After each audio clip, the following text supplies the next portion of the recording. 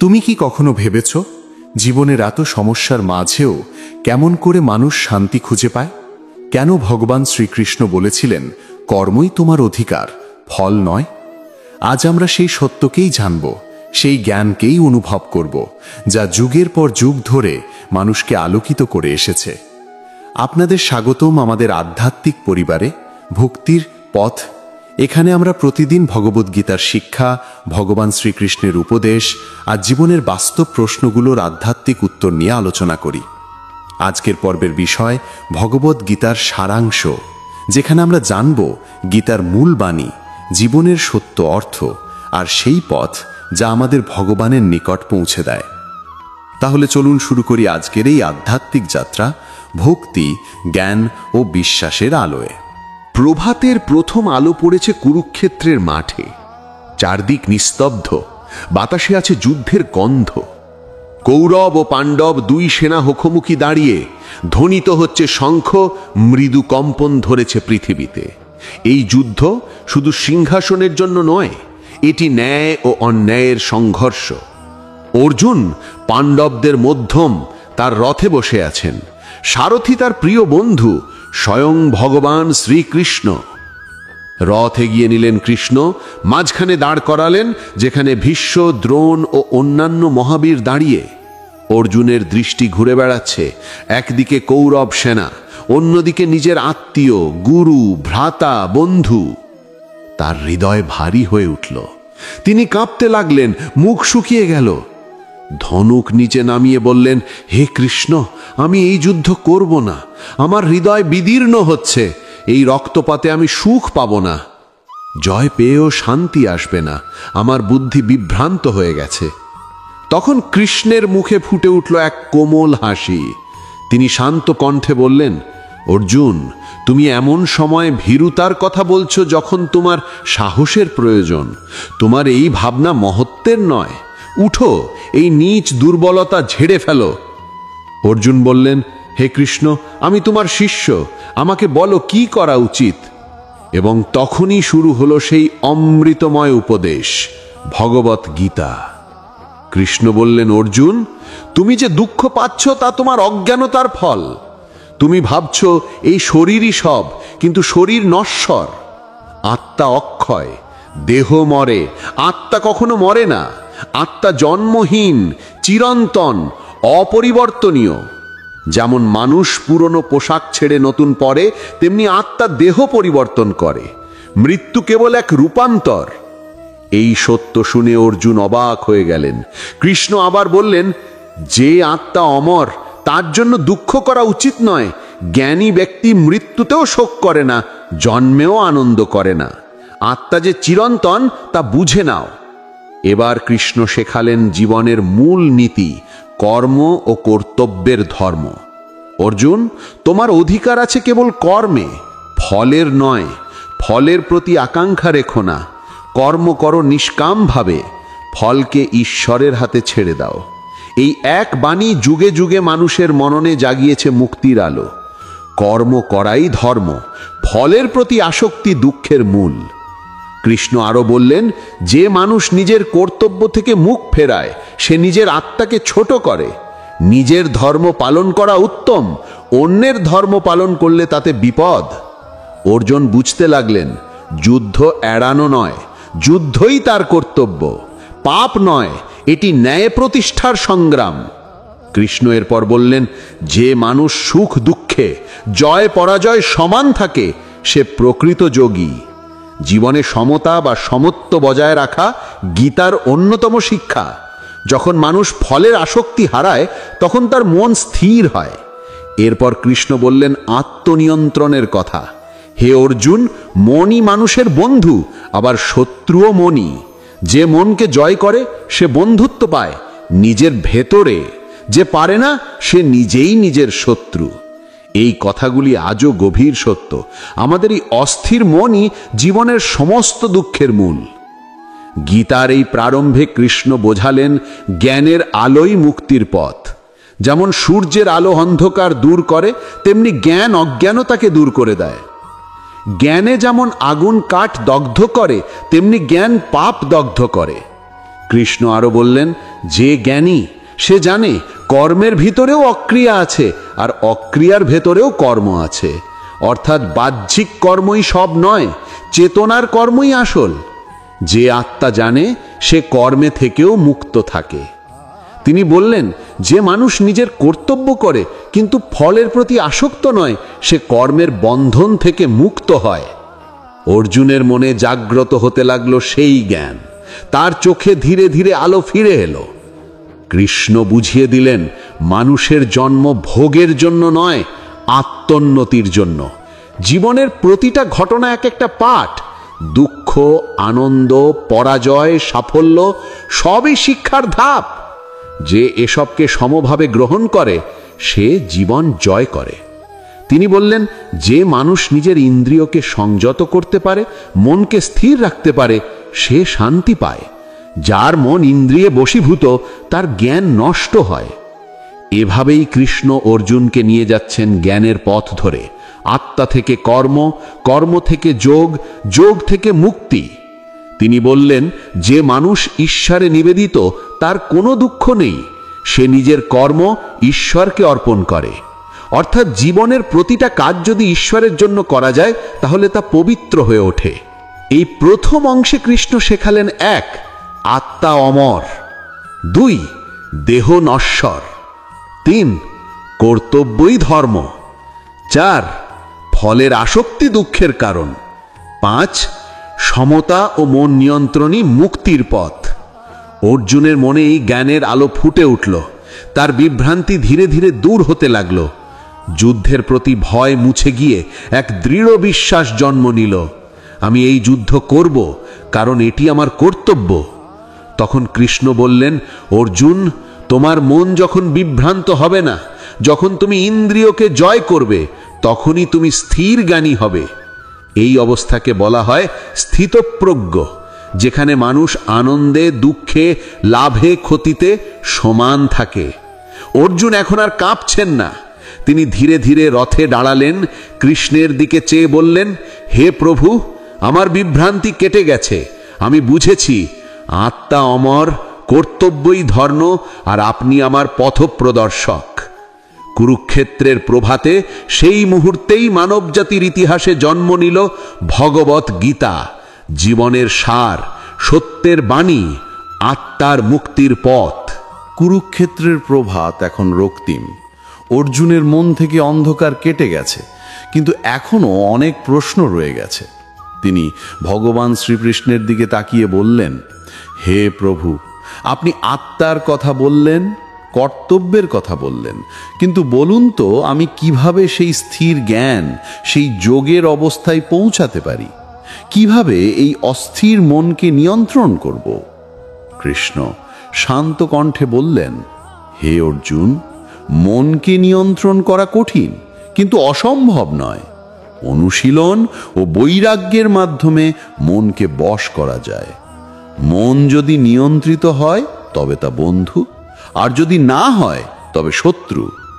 এরপর কৃষ্ণ বোঝালেন ধ্যান যোগের পথ। তিনি বললেন, এক স্থানে বসে মনকে একাগ্র করো, শ্বাসকে স্থির করো, চিন্তাকে শান্ত করো। যে ব্যক্তি নিজের মনকে ঈশ্বরে নিবিষ্ট করে সে প্রকৃত যোগী। কৃষ্ণ ব্যাখ্যা করলেন, যোগ মানে দেহকে কষ্ট দেওয়া নয়, যোগ মানে মন, বুদ্ধি ও আত্মাকে ঈশ্বরের সঙ্গে যুক্ত করা। যে ব্যক্তি কর্মে থেকেও ঈশ্বরে নিবিষ্ট সে যোগী। যে ধ্যান করে ঈশ্বরের নাম স্মরণ করে সে যোগী। যে ভক্তি দিয়ে কাজ করে সেই আসল যোগী। অর্জুন তখন বললেন, হে কৃষ্ণ, যদি মন এত অস্থির হয় তবে এই যোগ অর্জন করা কি সত্যি সম্ভব? কৃষ্ণ মৃদু হাসলেন, হে অর্জুন, মন অস্থির, কিন্তু অভ্যাস ও ভক্তি দিয়ে তাকে জয় করা যায়। যে আমার প্রতি অটল বিশ্বাস রাখে আমি তারই পথ সহজ করে দিই। এভাবেই কৃষ্ণ বোঝালেন ভক্তি যোগের প্রাথমিক ধারণা। ভক্তি মানে কেবল প্রার্থনা নয়, ভক্তি মানে আত্মসমর্পণ, প্রেম, বিশ্বাস ও নির্ভরতা। তিনি বললেন, যে মানুষ সমস্ত জীবের মধ্যে আমায় দেখে আর আমাকে সব জীবের মধ্যে দেখে, সে আমার থেকে বিচ্ছিন্ন নয়, সেও আমার থেকে বিচ্ছিন্ন নয়। এই এক বাণীতে কৃষ্ণ ঘোষণা করলেন ঈশ্বরের সর্বব্যাপিতা। ভগবান কেবল মন্দিরে নন, সকল প্রাণে সকল স্থানে বিরাজমান। এরপর কৃষ্ণ ব্যাখ্যা করলেন জ্ঞানযোগ, জ্ঞানের মাধ্যমে মুক্তি। তিনি বললেন, যে জানে আমি সকলের উৎস, আমি সমস্ত কর্মের ফল, আমি সৃষ্টির সূচনা ও পরিণতি, সে জ্ঞানী। জ্ঞানী ব্যক্তি জানে যে দেহ, মন, ইন্দ্রিয় সবই পরিবর্তনশীল, কিন্তু আত্মা ও ঈশ্বর চিরন্তন। অর্জুনের মনে প্রশ্ন জাগল, প্রভু, আপনি বলছেন সবকিছুই আপনার সৃষ্টি, কিন্তু আপনি কে? কৃষ্ণ তখন তার ঐশ্বর্য প্রকাশ করতে শুরু করলেন। তিনি বললেন, আমি সকল জীবের হৃদয়ে বিরাজমান আত্মা। আমি সূর্যের আলো, চাঁদের শীতলতা, আগুনের তাপ, বায়ুর গতি। আমি জীবনের প্রাণ, আমি মৃত্যুর অবসান। আমি সকল ধর্মের মূলে, সকল জ্ঞানের সার। তিনি বললেন, আমি জলেতে রস, সূর্যে ও চন্দ্রে আলো, বেদে অক্ষর, শব্দে ধ্বনি, মনুষ্যে প্রতিভা। আমি সৃষ্টির আরম্ভ, মধ্য এবং অন্ত। এই বাণী শুনে অর্জুন অভিভূত। তার মনে হচ্ছে কৃষ্ণের ভিতরেই যেন পুরো বিশ্বলীন। এবার কৃষ্ণ বললেন বিশ্বরূপ দর্শনের কথা। তিনি বললেন, অর্জুন, তুমি আমার সেই মহিমা দেখতে পারবে যদি তোমাকে ঐশ্বর্যিক চক্ষু দিই। এবং মুহূর্তের মধ্যেই অর্জুনের সামনে প্রকাশ পেল এক অনির্বচনীয় দৃশ্য, কৃষ্ণের বিশ্বরূপ। অর্জুন দেখলেন অসংখ্য মুখ, অসংখ্য হাত, অসংখ্য দেবতা, গ্রহ, নক্ষত্র, সূর্য, চন্দ্র, আগুন সব এক দেহে।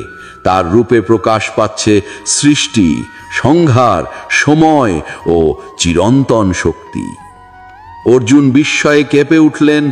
তার হৃদয়ে ভয় ও ভক্তি একসঙ্গে জেগে উঠল। তিনি কাঁপা কণ্ঠে বললেন, হে ভগবান, আমি আপনার রূপ দেখে অভিভূত। আপনি সবকিছুর উৎস, আপনি সময়, আপনি মৃত্যু, আপনি ধ্বংস, আবার আপনি সৃষ্টির আশ্রয়। এই মুহূর্তে কৃষ্ণ বললেন সেই মহাবাক্য, কালোস্মি লোকক্ষয়কৃত প্রবর্ত, আমি সময়, বিশ্বের বিনাশক। এই বাক্যে প্রকাশ পায় ঈশ্বরের পরম সত্য। সব সৃষ্টি ও বিনাশ তারই অধীন। অর্জুন মাথা নত করে বললেন, হে প্রভু, আমি আপনাকে বন্ধু ভেবে যা বলেছি, যা অবজ্ঞা করেছি, সব অপরাধ ক্ষমা করুন। এইভাবে অর্জুন বুঝলেন কৃষ্ণ কেবল বন্ধু নন, তিনি পরম ব্রহ্ম, সর্বব্যাপী ঈশ্বর। তার হৃদয়ে জন্ম নিল পরম ভক্তি, অগাধ প্রেম। কৃষ্ণ তখন শান্ত কণ্ঠে বললেন, অর্জুন, আমি এই রূপ দেখিয়েছি তোমাকে আমার করুণায়। কেউ সহজে এই রূপ দেখতে পায় না। জ্ঞান, তপস্যা বা দান দিয়ে নয়, কেবল ভক্তির দ্বারা আমায় দেখা যায়।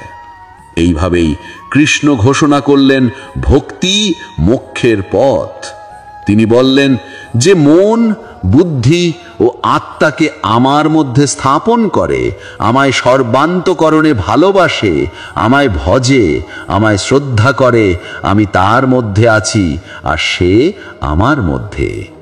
ভক্তির এই ব্যাখ্যা গীতার হৃদয়। কৃষ্ণ শেখালেন জ্ঞান, কর্ম, ত্যাগ সবই ভক্তির ভিতর মিলেমিশে যায়। যে ভক্ত প্রেম দিয়ে ঈশ্বরকে ডাকতে পারে, ঈশ্বর তার হৃদয়ে বসবাস করেন। যে আমায় পাতার, ফুলের, ফলের বা জলের সামান্য দানও ভক্তি দিয়ে দেয়, আমি তা গ্রহণ করি। এই বাণী শেখায় ঈশ্বর ভোগ চান না, ভক্তি চান। এভাবেই কৃষ্ণ অর্জুনকে ভক্তির রসাস্বাদন করালেন। ভক্তি মানে অন্ধবিশ্বাস নয়, ভক্তি মানে প্রেম, আত্মসমর্পণ ও ঈশ্বরের ইচ্ছার প্রতি পূর্ণ আস্থা। গীতার এই অংশে কৃষ্ণ বললেন, যে আমার আশ্রয় নেয় সে পাপমুক্ত হয়। নারী, বৈশ্য, শূদ্র, ব্রাহ্মণ সকলেই আমার সন্তান। গীতা ঘোষণা করল, ঈশ্বর কারো নন, সকলের। ধর্ম, বর্ণ, লিঙ্গ, জাতি কিছুতেই ভক্তির সীমা নেই। কৃষ্ণ বললেন, যে আমায় ভজে সে আমার প্রিয়, যে সুখে দুঃখে সমান থাকে, কারো প্রতি বিদ্বেষ রাখে না, সবার মঙ্গল চায়, সে আমার ভক্ত। এইভাবে গীতার ভক্তিযোগ অংশে কৃষ্ণ প্রতিষ্ঠা করলেন সার্বজনীন ভক্তির নীতি। ভক্তি মানে কর্মে ঈশ্বর চেতা থাকা, জীবনে ঈশ্বরকে অনুভব করা এবং সব সত্তার মধ্যে ভগবানকে দেখা। অর্জুন তখন বললেন, প্রভু, আমি এখন বুঝেছি, জ্ঞান আমাকে পথ দেখায়, কিন্তু ভক্তি আমাকে আপনার কাছে নিয়ে আসে। আমি আপনার শরণে যাচ্ছি। কৃষ্ণ তখন বললেন, ভক্তি ও জ্ঞান এই দুই পথই শেষ পর্যন্ত এক জায়গায় নিয়ে যায়, আমাকেই। কুরুক্ষেত্রে যুদ্ধক্ষেত্রে সূর্য এখন মাঝ আকাশে। অর্জুনের হৃদয়ে এখন আর বিভ্রান্তি, তবে জ্ঞানের গভীরতা তাকে আরো জানতে আগ্রহী করে তুলেছে। তিনি শ্রীকৃষ্ণের দিকে চেয়ে বললেন, হে প্রভু, আপনি বলেছেন ভক্তি ও জ্ঞানই মুক্তির পথ, কিন্তু আমি বুঝতে চাই এই পৃথিবীতে মানুষ কেন দুঃখে পড়ে, কেন কেউ জ্ঞানের পথে যায়, কেউ অজ্ঞানতায় হারিয়ে যায়। কৃষ্ণ শান্তভাবে বললেন, হে অর্জুন, এই জগৎ ঈশ্বরের এক অপার সৃষ্টি। এখানে প্রত্যেক প্রাণ ঈশ্বরেরই অংশ, কিন্তু প্রকৃতির তিনটে গুণ সত্য, রজ, তম তাদের ঘিরে রাখে। এই তিন গুণই মানুষের মানসিক অবস্থা, আচরণ ও জীবনের পথ নির্ধারণ করে। অর্জুন অবাক হয়ে বললেন, এই তিন গুণ কি প্রভু? কৃষ্ণ বললেন, সত্য মানে জ্ঞান, শান্তি ও আলো। রজ মানে কামনা, কর্ম ও অস্থিরতা। আর তম মানে অজ্ঞানতা, অলসতা ও অন্ধকার। যখন মানুষের মনে সত্যগুণ প্রাধান্য পায়, তখন সে সত্য, জ্ঞান ও শান্তির পথে চলে। যখন রজ প্রাধান্য পায়, তখন সে কামনা, লোভ ও কর্মের জালে জড়িয়ে পড়ে।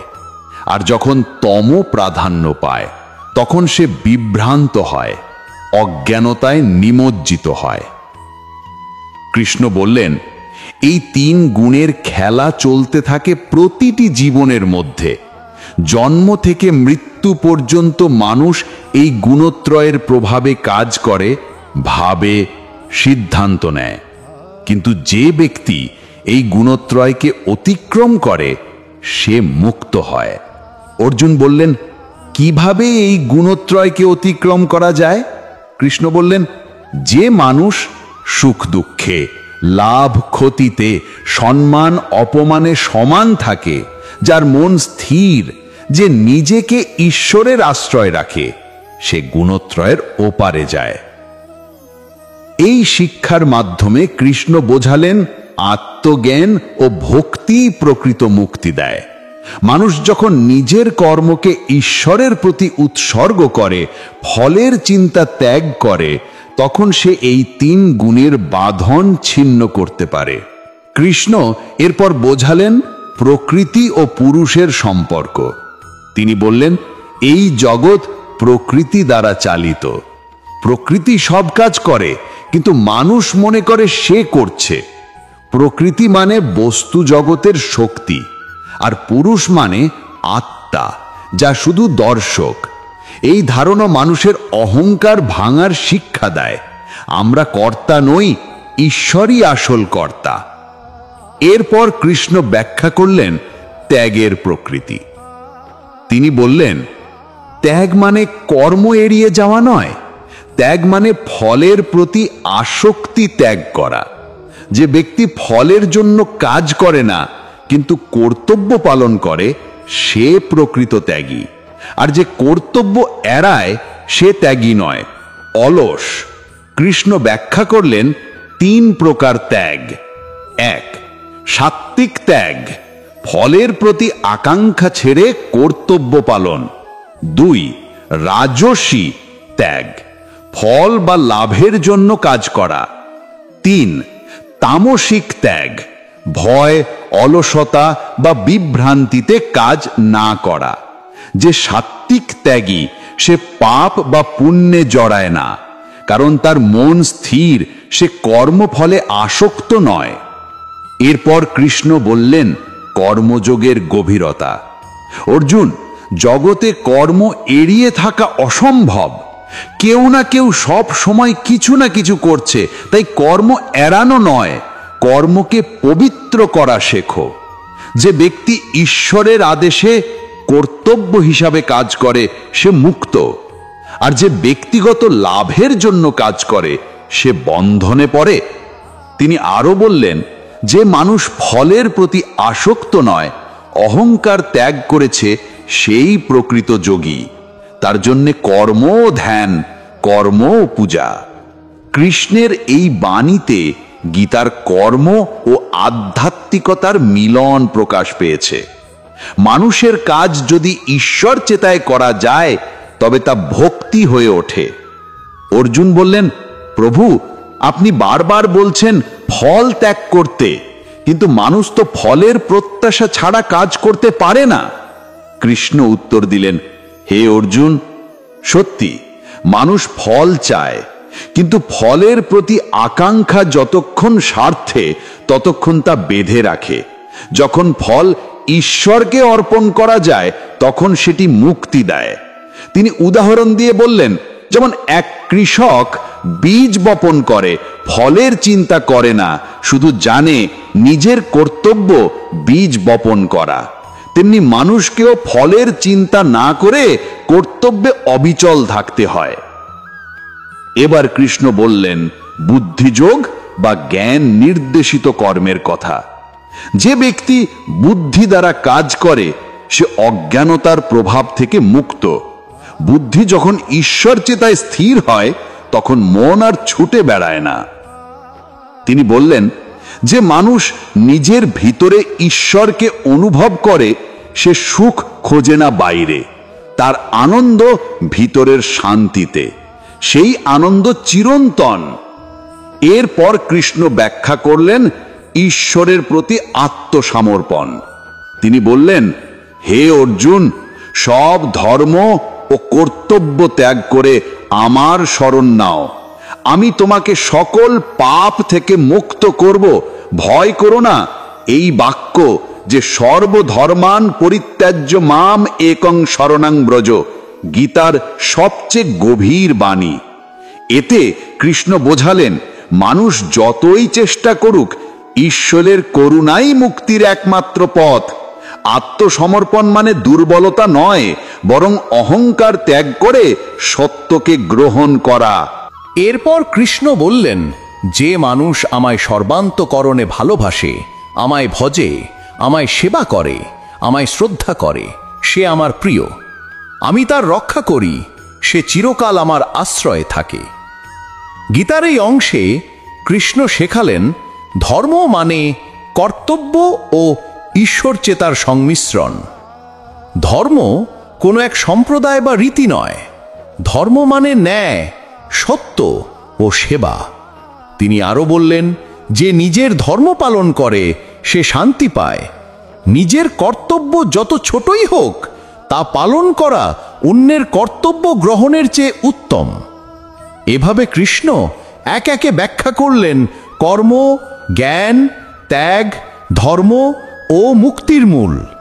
অর্জুনের মন এখন সম্পূর্ণ পরিষ্কার। তার হৃদয়ে কৃষ্ণের বাণী প্রতিধ্বনিত হচ্ছে, কর্ম করো কিন্তু কর্তাবোধে নয়, ভক্তি করো কিন্তু প্রত্যাশা ছাড়া, জ্ঞান অর্জন করো কিন্তু অহংকার ছাড়া। তিনি বললেন, হে প্রভু, আমি এখন বুঝেছি আমার কর্তব্যই আমার ধর্ম, ফল ঈশ্বরের হাতে, আর মন আপনার চরণে। কৃষ্ণ মৃদু হাসলেন। তাহলে তুমি প্রস্তুত হে পার্থ? যখন মন ঈশ্বর চেতায় স্থির হয় তখনই মানুষ মুক্তি পায়। যুদ্ধ করো, কিন্তু মনে রেখো তুমি কর্তা নও, আমি কর্তা। এই জ্ঞান অর্জুনের অন্তরে জ্বালিয়ে দিল এক নতুন দ্বীপ। তার হৃদয়ে এখন আর বিভ্রান্তি নেই, আছে কেবল কর্তব্য ও ঈশ্বরের প্রতি গভীর ভক্তি।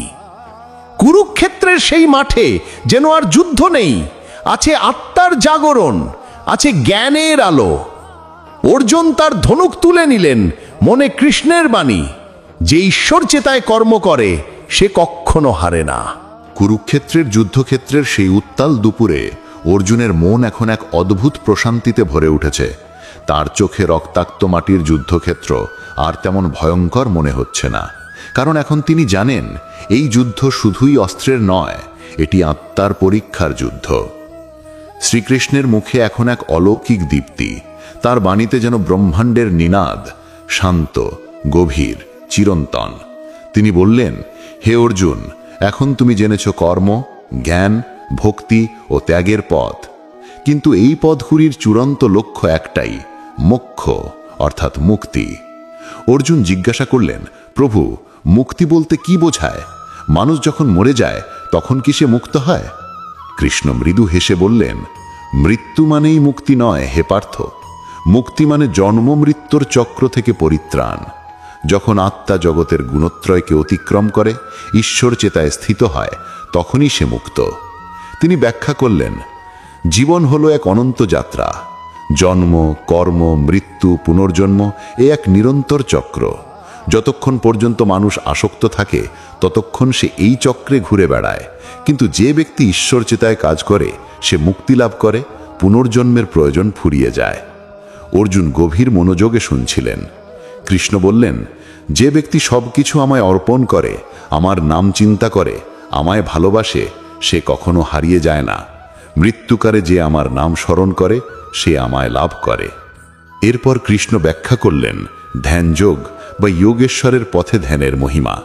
তিনি বললেন, মনকে যখন নিয়ন্ত্রণে আনা যায় তখন তা ঈশ্বরের প্রতিবিম্ব দেখতে পারে। কিন্তু মন যদি অস্থির হয় তাহলে সে নিজের ছায়াকেও দেখতে পায় না। ধ্যান মানে চিন্তা বন্ধ করা নয়, ধ্যান মানে চিন্তাকে ঈশ্বরের দিকে ফিরিয়ে দেওয়া। যখন মন ঈশ্বর চেতায় স্থির হয় তখনই সত্যজ্ঞান উদিত হয়। তিনি উদাহরণ দিয়ে বললেন, যেমন বাতাসে ঢেউ ওঠা জলে চাঁদের প্রতিবিম্ব কাঁপে, তেমনি অস্থির মনে ঈশ্বর চেতা প্রকাশ পায় না, কিন্তু শান্ত মনে ঈশ্বরকে স্পষ্ট দেখা যায়। অর্জুন জিজ্ঞাসা করলেন, প্রভু, যদি কেউ ধ্যান শুরু করে কিন্তু শেষ পর্যন্ত যেতে না পারে তার কি হবে? কৃষ্ণ বললেন, হে পার্থ, কখনো ভয় করো না, ঈশ্বরের পথে একটিও পদক্ষেপ বৃথা যায় না। যে সাধনা শুরু করেছে সে জন্মে জন্মে সেই সাধনাকে পূর্ণ করতে ফিরে আসে, অবশেষে সে ঈশ্বর প্রাপ্ত হয়। এই কথাই কৃষ্ণ বোঝালেন, ঈশ্বর চেতার পথে কেউ ব্যর্থ হয় না, কারণ প্রতিটি প্রচেষ্টাই আত্মার উন্নতি। এরপর কৃষ্ণ বললেন ভক্তির শ্রেষ্ঠত্ব সম্পর্কে। জ্ঞান, কর্ম, ধ্যান সব পথে ঈশ্বরের দিকে নিয়ে যায়, কিন্তু ভক্তির পথ সবচেয়ে সহজ ও পবিত্র। যে ভক্ত একান্তভাবে আমায় ভালোবাসে, আমায় নিজের সবকিছু মনে করে, আমি তার মধ্যে বাস করি এবং সে আমার মধ্যে। তিনি আরো বললেন, হে অর্জুন, আমি সকল জীবের সমান, তবে যে ভক্ত আমায় ভালোবাসে, আমায় সর্বত্র দেখে, আমি তার কাছেই থাকি। এমনকি যদি সে পাপীও হয় তবু সে শীঘ্রই ধার্মিক হয়ে যায়, কারণ তার মন আমার প্রতি নিবেদিত। গীতার এই অংশে কৃষ্ণ মানবতাকে এক অনন্য বার্তা দিয়েছেন। ভগবানের কাছে কারো জাতি, বর্ণ, লিঙ্গ, ধন বা জ্ঞান গুরুত্বপূর্ণ নয়, কেবল ভক্তি ও প্রেমই আসল। তিনি বললেন, হে অর্জুন, তুমি যা কিছু করো, খাও, দাও, ত্যাগ করো, পূজা করো, সবই আমায় উৎসর্গ করো।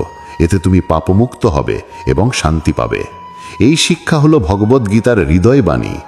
যখন মানুষ নিজের প্রতিটি কাজ ঈশ্বরকে উৎসর্গ করে তখন তার জীবনই এক পূজা হয়ে ওঠে। এরপর কৃষ্ণ ব্যাখ্যা করলেন জ্ঞান ও অজ্ঞানতার পার্থক্য। যে ব্যক্তি জানে যে সমস্ত প্রাণীর মধ্যেই আমি বিরাজমান, সে কখনো কারোর ক্ষতি করতে পারে না। সে জানে হত্যা করা মানে নিজের ঈশ্বর চেতাকে আঘাত করা। অজ্ঞান মানুষ বাহিরের জগতে বিভ্রান্ত হয়, জ্ঞানী মানুষ নিজের ভিতরের আলো দেখে। এই বাণীতে কৃষ্ণ বোঝালেন সত্যিকারের ধর্ম বাইরে নয়, ভিতরে, ঈশ্বর বাইরে মন্দিরে, কিন্তু ভিতরে হৃদয়ে আরও গভীরভাবে বিরাজমান। এরপর কৃষ্ণের কণ্ঠে এক গভীর করুণা। হে অর্জুন, মানুষ নানা দেবতার পূজা করে, নানা পথে চলে, কিন্তু জানো, সব পথই শেষ পর্যন্ত আমার কাছেই আসে। কেউ আমায় জানুক বা না জানুক, আমিই তাদের লক্ষ্য। এই শিক্ষা হলো মানবজাতির ঐক্যের মন্ত্র। সব ধর্মের মূল এক, সব পথের গন্তব্য এক, ভগবান। অর্জুন তখন বললেন, প্রভু, আপনি কি সর্বত্র বিরাজ করেন? কৃষ্ণ বললেন, হ্যাঁ হে পার্থ, আমি প্রতিটি হৃদয়ে, আমি সূর্যের আলো, চাঁদের শীতলতা, আগুনের তাপ, বৃষ্টির স্রোত, শ্বাসের বায়ু, আমি সর্বত্র। আমি প্রতিটি প্রাণে, প্রতিটি সত্তায়, প্রতিটি পরমাণুতে। আমি এই জগতের ভিতরেও আছি, বাইরেও আছি। আমি আকারহীন, অথচ সকল আকারের মধ্যেই আমি বিরাজমান। কৃষ্ণের এই বাণীতে অর্জুন বুঝলেন, ঈশ্বর কোনো দূরের শক্তি নয়, তিনি আমাদের মধ্যেই আছেন। যখন মানুষ নিজের মধ্যে ঈশ্বরকে অনুভব করে, তখনই সত্যিকারের মুক্তি লাভ করে। এরপর কৃষ্ণ বললেন, হে অর্জুন, এই জগতে যা কিছু মহান, সুন্দর ও শক্তিশালী, তা আমারই এক ক্ষুদ্র প্রকাশ। তিনি উদাহরণ দিয়ে বললেন, আমি সূর্যদের মধ্যে সূর্য, আমি গন্ধের মধ্যে পবিত্রতা, আমি বুদ্ধিদের মধ্যে বুদ্ধি, আমি রাজাদের মধ্যে ধর্মপ্রাণ রাজা। যা কিছু উৎকৃষ্ট তা আমারই প্রকাশ। এই কথাগুলো শুনে অর্জুন বুঝলেন, পৃথিবীর প্রতিটি ভালো জিনিসই ভগবানের প্রতিফলন। ভালোবাসা, সাহস, করুণা, সঙ্গীত, আলো, সবই তার প্রকাশ। কৃষ্ণ বললেন, যে মানুষ আমায় জানে এইভাবে যে আমি সর্বত্র আছি, আমি সব কিছুর উৎস, সে ভক্তি ও শান্তি লাভ করে। তিনি আরও বললেন, এই জগৎ আমারই দ্বারা পরিচালিত, কিন্তু আমি তাতে জড়িত নই। আমি সূর্যের মতো, সূর্য সব কিছু আলোকিত করে, কিন্তু কোনো কিছুর সঙ্গে জড়িত নয়। অর্জুন তখন বিনীত কণ্ঠে বললেন, প্রভু, আমি এখন বুঝেছি আপনি সর্বত্র, আপনি সব কিছুর প্রাণ। কৃষ্ণ মৃদু হেসে বললেন, তুমি এখন সেই জ্ঞান অর্জন করেছ যা জন্মে জন্মে বিরল। এখন উঠে দাঁড়াও হে পার্থ, তোমার কর্তব্য পালন করো, আমার আদেশে যুদ্ধ করো, আমার চিন্তায় স্থিত থেকো, ফল আমায় অর্পণ করো। অর্জুনের মুখে তখন আত্মবিশ্বাসের দীপ্তি। তিনি বললেন, হে প্রভু, আমার বিভ্রান্তি দূর হয়েছে। এখন আমি আমার কর্তব্য পালন করব, যেমন আপনি বলেছেন। কৃষ্ণ সন্তুষ্ট হাসলেন। সূর্য তখন পশ্চিমে হেলে পড়ছে। যুদ্ধক্ষেত্রে এক অদ্ভুত নীরবতা নেমে এসেছে। অর্জুন তার ধনুক তুলে নিলেন, মুখে উচ্চারণ করলেন, গোবিন্দায় নমঃ। আমি ভগবানের নামেই কর্ম করব, আমি ফল চাই না, আমি কেবল তারই দাস।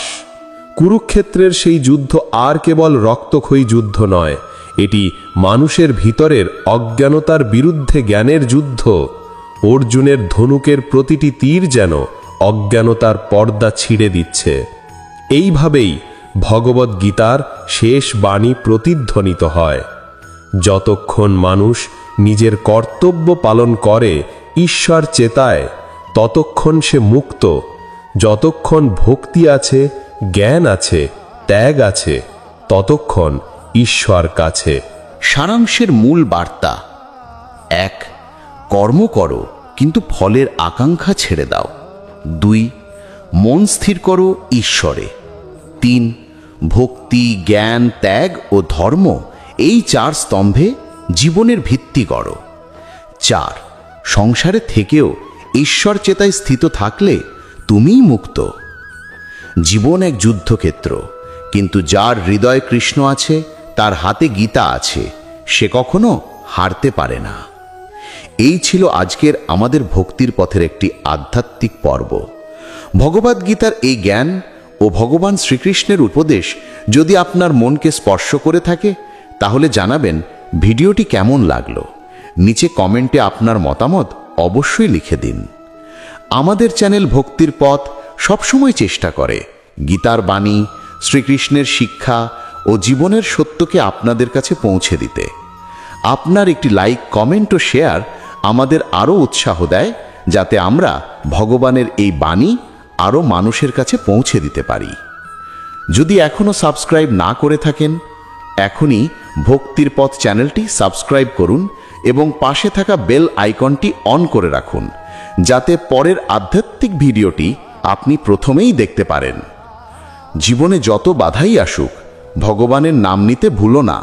মনকে শান্ত রাখো, সত্যের পথে চলো, আর বিশ্বাস রাখো যে ভগবান সর্বদা তোমার সঙ্গে আছেন। আবার দেখা হবে পরের ভিডিওতে।